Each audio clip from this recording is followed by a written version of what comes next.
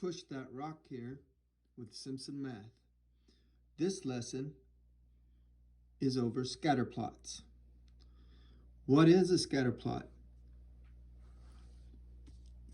A scatter plot is a way to display paired data. Paired data occurs when we make observations in pairs. In this example, we pull it from a study in literature that is motivated by the quote from the horror novelist Stephen King, who said, "The road to hell is paved in adverbs."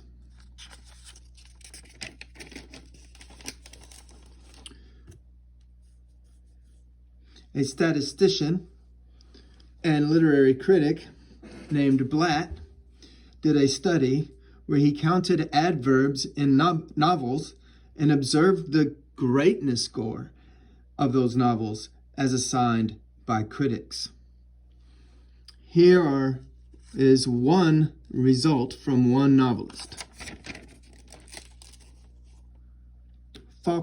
William Faulkner, considered by many one of the greatest, if not the greatest, American writer, novelist,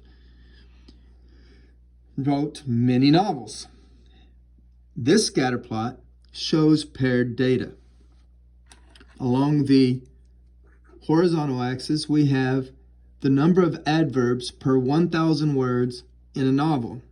And along the vertical axis, we have the greatness scores as assigned by critics. You will notice a general trend down by displaying the paired data this way.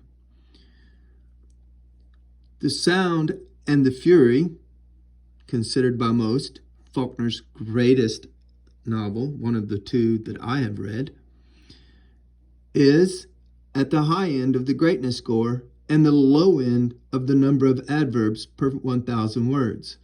So this novel seems to have something like 4 adverbs per 1,000 words, but has the highest greatness score of all Faulkner's novels. This novel, Soldier's Pay, has the greatest number of adverbs per 1,000 words and is one of the lowest novels on his greatness scores.